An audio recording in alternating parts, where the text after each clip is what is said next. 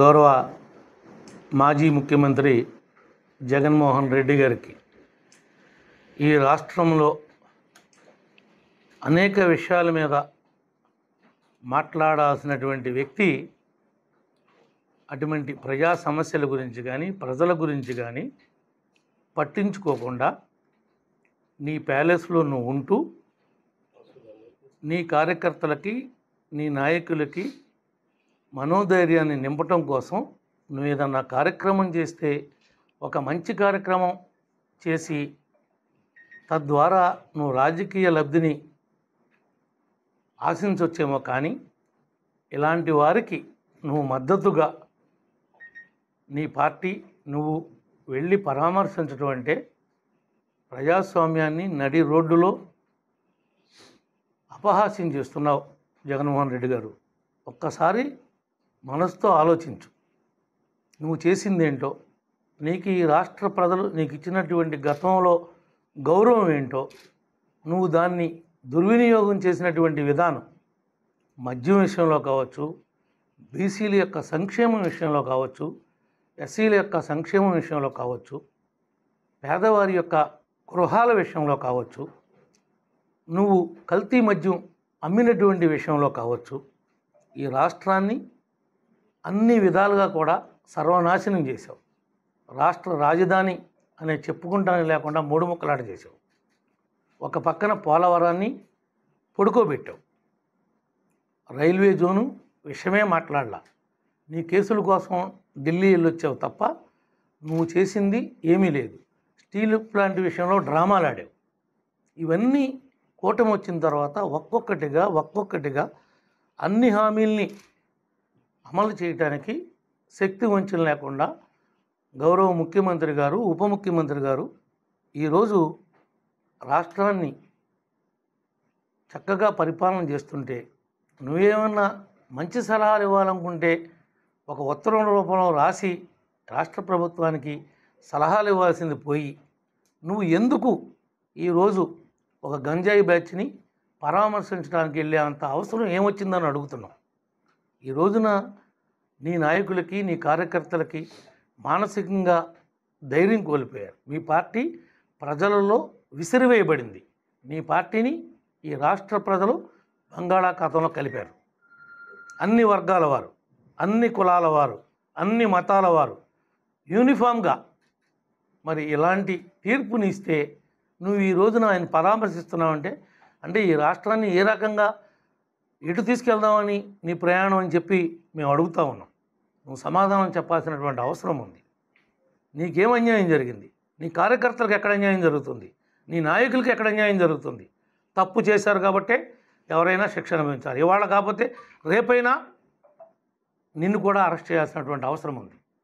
ఎందుకనంటే మద్యం కుంభకోణం నీ యొక్క ఐఏఎస్ నీ దగ్గర ఈ రోజున ఇంటెలిజెన్స్ డీజీ, ఎక్స్ డీజీ జైల్లో ఉన్నాడంటే దానికి కారణం నువ్వు కాదా?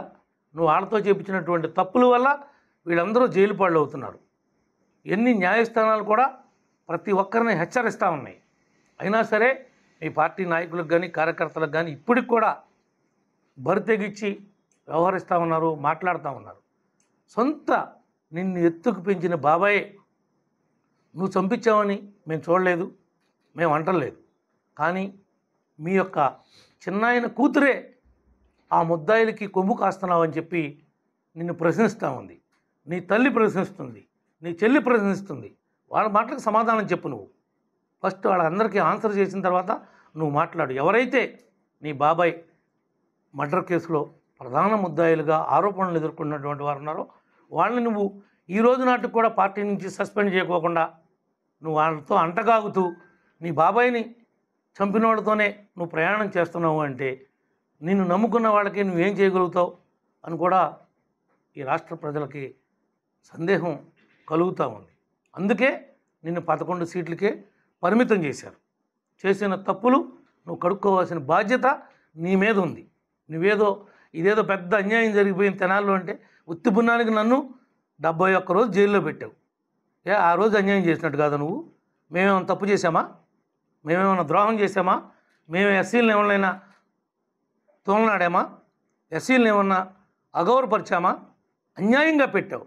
ఒక ఎస్పీతో ప్రెస్ మీట్ పెట్టించి రండి రండి చింతమనేది బాధితులుంటే అని 1+1 ఆఫర్ లాగా ప్రెస్ మీట్ పెట్టి మీ ఎస్పీ ఆయన యొక్క ఐపీఎస్ స్థాయి దిగజార్చుకున్నాడు.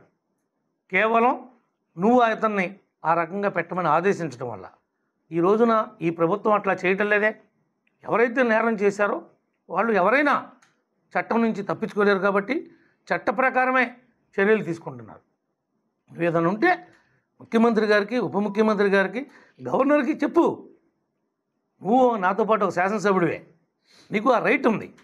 అంతే తప్ప ఏదో రౌడీ షీటర్లకి మద్దతుగా ఏదో వీధి ఊరేగింపులు పెట్టి ఏదో కార్యకర్తలకి ధైర్యం నింపాలంటే అనేక విషయాలు ఉన్నాయి, అనేక అంశాలు ఉన్నాయి. నీకు ఇంకా రాదు ఆ అవకాశం. ఎందుకనంటే నీకు ఇచ్చిన అవకాశం చాలా గొప్ప అవకాశం. ఈ రాష్ట్ర ప్రజలు ఒక్కసారి అంటే ఒక్కసారి అనే మాట ఎంత ప్రమాదకరమో రాష్ట్ర ప్రజానీకానికి అర్థమయ్యేలాగా చేసావు నువ్వు. ఇంకా నువ్వు ప్రజాస్వామ్యంలో కొట్లాడే నైతిక అర్హత నీకు లేదు అని చెప్పి ఈ సందర్భంగా మేము తెలియజేస్తాం. ఎవరికి మేము వెనుపోటు పొడిచాం? ఈ ప్రభుత్వం ఏ వర్గానికి పొడిచింది? ఏ రకమైనటువంటి వారికి అంటే మేము సుమారుగా 16,000 నుండి 17,000 మందికి డిఎస్సి పెట్టి రేపొద్దున ఎగ్జామ్ నిర్వహించి వాళ్ళకి పోస్టింగ్లు ఇవ్వటం, నిరుద్యోగ యువతలకి వెన్నుపోటు మేము పొడిచామా? లేదు. ఎస్సీ కార్పొరేషన్ని రద్దు చేసి వాళ్ళకి ఎస్సీలకి మేము వెన్నుపోటు పొడిచామా? బీసీలకి ఒక్క లోను కూడా ఇవ్వకుండా రద్దు చేసి మేము వెన్నుపోటు బీసీలకి పొడిచామా? ఎవరైతే అవుట్సోర్సింగ్ ఎంప్లాయీస్ ఉన్నారో వాళ్ళందరికీ ఇచ్చినటువంటి హామీని నెరవేర్చుకోకుండా మేము వెన్నుపోటు పొడిచామా? అన్నా క్యాంటీన్ తీసి పేదవారు తినేటువంటి అన్నంలో ఇసుక పోసి పేదలకు వెన్నుపోటు మేము పొడిచామా? ఎవరికి పొడిచాం వెన్నుపోటు? ఏ వర్గానికి పొడిచాం? ఈ రోజున నువ్వు 5 లక్షలు పెట్టి ఇల్లు ఇస్తానన్నావు, ఒక్కడ కట్ల. పేదవారికి నువ్వు ప్రమాణ స్వీకారం చేస్తున్నప్పుడు నన్ను ఇంత స్థాయిలో నువ్వు తీసుకొచ్చారు, నేను తినేటువంటి రైసు పేదవాడికి పోస్తా, జన్మలకి వాళ్ళ రుణాన్ని తీర్చుకోలేను, నేను ఈ రకమైన సాయం చేస్తానని చెప్పావు. ఒక్క సాలిడన్నా పోసావా? ఒక్క గిద్దుడు ఒక్క పేదవాడికి నీ కార్యకర్తకు పోసావా? ఎవడికి నువ్వు మేలు చేసావు? నువ్వు మాఫియాని తయారు చేసావు. ఎక్కడికక్కడ మీ నాయకులు, మీ ఎమ్మెల్యేలు, మీ ఎంపీలు భూములు, ఆస్తులు, ఇళ్ళు కబ్జాలు చేశారు, శాండు దోపిడీ చేశారు, మట్టి మాఫియా చేశారు, గ్రావెల్ మాఫియా చేశారు. వేరే పార్టీ వాళ్ళని బయటకు వస్తే రోడ్డు మీద తిరక్కోకుండా భయభ్రాంతులకు గురి చేశారు. రోజు పొద్దున్న ఏదైనా కార్యక్రమం ఉందంటే పొద్దున్నే తెల్లారక ముందే మేము లేచేపాటికే మా ఇళ్ళకాడ పోలీసులను కాపలా పెట్టాం. నువ్వా ఈరోజు వెన్నుపోటు దినోత్సవం చేసేది? ఎవరు వెన్నుపోటు పొడిచారు? నీ బాబాయిని నిన్ను ఎత్తుకు పొంచి తిప్పినందుకు నీ బాబాయినే చంపిన ముద్దాయిలతో నువ్వు అంటకాగుతున్నావు. నువ్వా వెన్నుపోటు దినోత్సవం జరుపుకునేది? మేము ఎవరికి పొడిచామని చెప్పు. మేము ఇచ్చినటువంటి హామీలు సూపర్ 6. మాకు అధికారం వచ్చి ఫస్ట్ సంవత్సరం కాబోతా ఉంది. ఓకే, మేము నెల తిరగకముందే మా ప్రధానమైనటువంటి హామీ 4,000 పెన్షన్ ఇచ్చి ఆడ యొక్క రుణం తీర్చుకున్నాం. ఎస్సీలకి, బీసీలకి 2,50,000 ఇంటికి ఇస్తానని చెప్పి వాగ్దానం చేసాం, ఇంప్లిమెంట్ చేస్తున్నాం.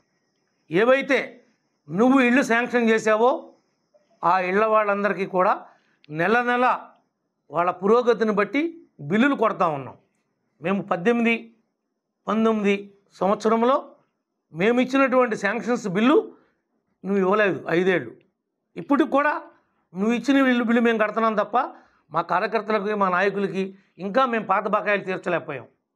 రాష్ట్ర ఆర్థిక పరిస్థితి బాగోనందువల్ల ఇవాళ కాకపోతే రేపు కాకపోతే ఎల్లుండో మా నాయకులకి, కార్యకర్తలకి, ప్రజలకి నచ్చ చెప్పుకుని ఆ బాకీలన్నీ కూడా కట్టే బాధ్యత మేము తీసుకుంటున్నాం.